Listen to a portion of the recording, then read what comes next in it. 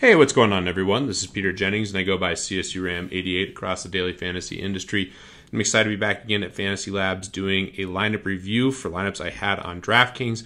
Going to be reviewing some cash lineups, high-stakes tournament, as well as the Millionaire Maker.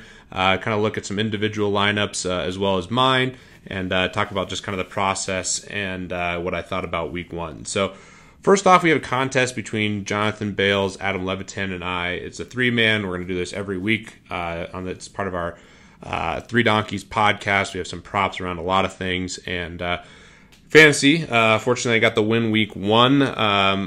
This lineup ended up being my best lineup on DraftKings, which was my cash game team. So, great week in cash, awful week in tournaments. I didn't use this lineup in very many tournaments. And boy, do I have some regrets about not using it in some high-stakes stuff. But we'll talk about that. Let's take a look here at my lineup relative to Adam and Bales. With a pretty chalky lineup outside of one player that you'll see here when I review this in a high-stakes double-up. Carson Wentz at quarterback. I thought he was fairly chalk, cheap quarterback. You want to save at that position. I really like the combination of Wentz to Ertz, who I have at tight end, who was 100% owned in this game. That was the cheap kind of way to fit in some of these other studs. I went with Todd Gurley and David Johnson. And at the running back position, I really wanted to get 3 of 4 guys. Le'Veon Bell, David Johnson, Gurley, and Hyde. And you can see here that I fit Hyde in my 4th spot. Basically, that allowed you to get some, really nice plays in, balanced receiver, depending on which way you went, and you can still fill in the rest of the lineup pretty strongly. So, felt good about that process. Obviously, David Johnson and Le'Veon completely bricked. Was fortunate this team didn't have Le'Veon Bell, although I did have a good amount of exposure to him. But this lineup did not have Le'Veon Bell, and instead it had Antonio Brown. So that was a big thing for me, was getting Antonio Brown in this lineup. I thought his price was not the best, but it wasn't bad when you kind of went this roster construction, especially with Kendall Wright. And at 8,800, you're getting 1,000 savings on him versus Le'Veon Bell, who I was really confident in, but still a little bit nervous just given that we didn't know his exact workload. I assumed it was going to be strong like usual, but showing up to camp in early September kind of changed just my opinion a little bit. I would say I was just a little bit more worried than the average person, but still had a lot of exposure to him. So, big break here. Antonio Brown went off. None of the really big names went off at all. I had Antonio Brown and Rams D, which really was the difference in just doing extremely well this week. So, Brown went off. Larry Fitzgerald, chalk. Kendall Wright was the cheap chalk, who was 100%. He's going to be an interesting guy to follow, given that Kevin White is now out as well. And then I had Carlos Hyde, who I talked about in the Rams D. Levitan went almost the exact same lineup, just a 2 versus 2 difference. LaShawn McCoy and Brandon Marshall versus versus Carlos Hyde and Antonio Brown. And Antonio Brown just had such a big performance that worked out, and Brandon Marshall was a complete dud. So 2 versus 2, which was interesting, but I feel good about my process being close to Levitan. I think makes a lot of sense. He's obviously very sharp, and I thought his lineup was really nice.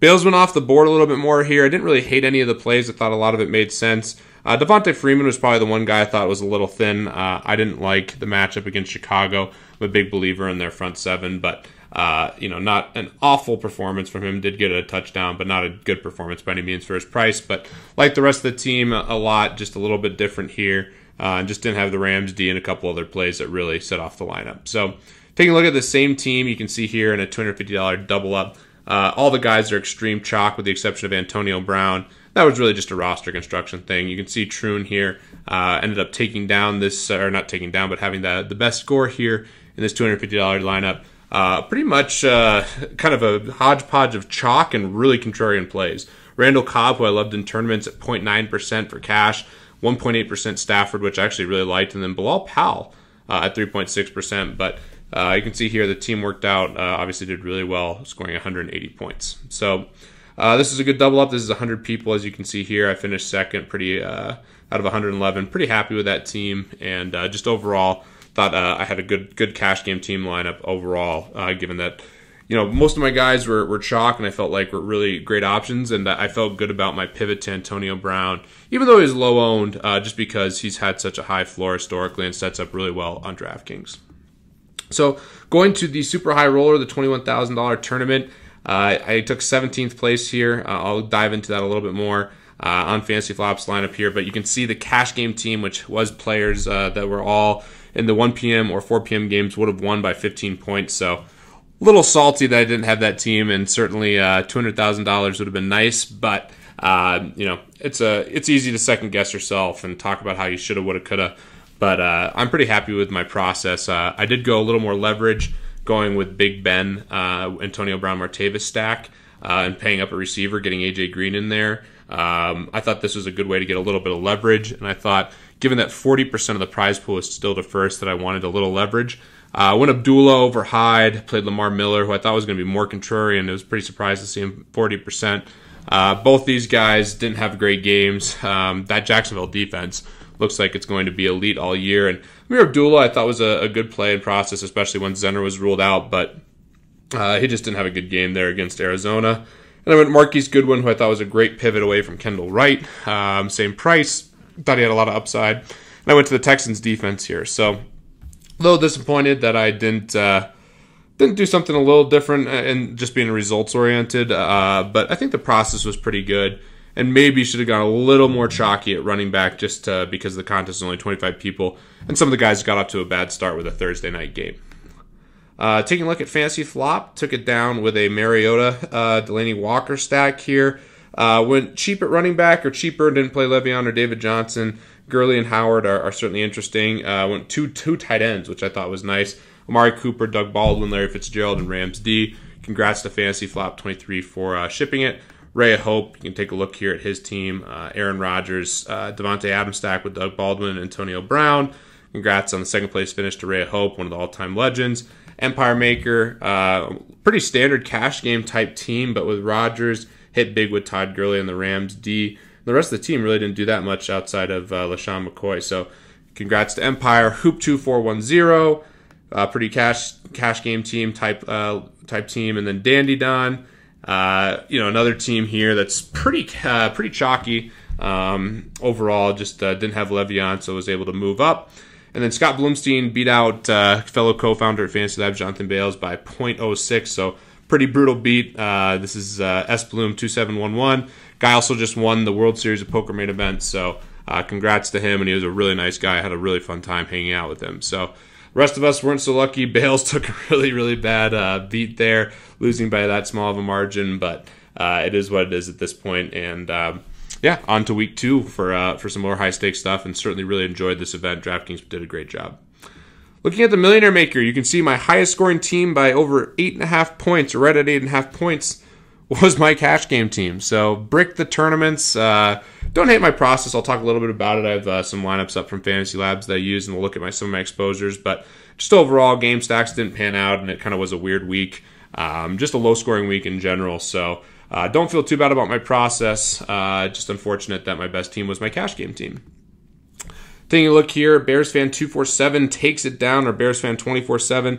Great team here. Carson Wentz, Todd Gurley, LaShawn McCoy, Antonio Brown, Crabtree, Fitzgerald, Ertz, Cohen, and Rams D. So really saw all the way around, and the big pivot there was Cohen at 0.2%. And it does seem like just kind of a shot in the dark, but Mortensen on ESPN actually said that he was a good long shot guy, and I really think Cohen's going to set up to be a Darren Sproles type player in that Bears offense, and he's going to offer upside every week. So I like the play. There will be some recency bias towards him next week, but I think he'll be viable and certainly in consideration throughout the rest of the year for DFS. I think the Bears need people to throw the ball to, and he's going to be that guy for them. So congrats to Bears fan 247. Let's take a look just quickly at my exposures here on DraftKings. Made my lineups on Fantasy Labs, and you can see here with my exposures, I went pretty heavy on Russell Wilson and Aaron Rodgers. Really liked that game. Stacked it up quite a bit. Did a lot of game stacks with Mariota and Carr, and then threw in some other guys that I thought were viable plays here. You can see I did go with a pretty deep pool, 9 quarterbacks, but was feeling pretty decent about the process here. Running backs, I went with the pretty even distribution. I didn't have any strong takes in terms of price. I liked Amir Abdullah a lot at the end, so I jammed him in a good bit. But tried to get some leverage with Darren Sproles away from Ertz, and just a couple other guys I thought would separate me from the field potentially, but didn't have a ton of conviction at running back given the pricing.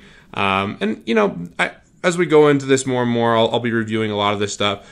Hopefully I'll have a little bit more narrowed down player pool for certain weeks, just trying to gain a little bit of leverage, and I'll have more conviction on certain plays. Receiver, I feel good about my process. Really went heavy on Sterling Shepard because I knew Odell Beckham, where I was really confident Odell Beckham would be out. Pierre Garçon, A.J. Green, Doug Baldwin, Shard Matthews, Amari Cooper. A lot of these guys I really liked. Definitely more receivers in my player pool. I game stack a ton and was trying to figure out some plays. I need to narrow this down just a little bit. I shouldn't have this many receivers when I'm making 150 lineups, but did a lot of game stacks, and you can see a couple of these guys are pretty low owned, but in the future I definitely need to narrow this down. Tight end, I had too many tight ends as well. Really was heavy on Jimmy Graham and Delaney Walker from leverage. Tried not to play Ertz too much given his price. Did use him a couple times, but not really for his price, but just that he was going to be so heavily owned. I thought there was a lot of leverage moving away. But you can see here, and I'd say the biggest critique I have of my process is just having too many players. And defense, I think that's fine. 9 defenses. I was heavy on the Rams D, Houston D. Pretty chalky, but that's kind of what I'm looking for. And hopefully there'll be some weeks where I feel really confident about a defense and can go 40% on something that's somewhat leveraged. So really enjoy the process of making these lineups. Need to hone in a couple things, and as I get farther into the season, we're going to have more conviction on certain guys. So I think I'll have a much more narrow player pool, and that would be the critique that I have here of the 150 lineups that I made, or specifically 147 here on Fantasy Labs. So hope this was helpful for you guys. Definitely looking for feedback. I'm excited to be doing lineup reviews all year. If you guys want to see specific contests, definitely let me know on Twitter, and I'll be going more into my process about making multiple lineups and how you can leverage Fantasy Labs to do that. So again, hope this was helpful, and as always, looking to see more Fantasy Labs subscribers at the top of the leaderboard.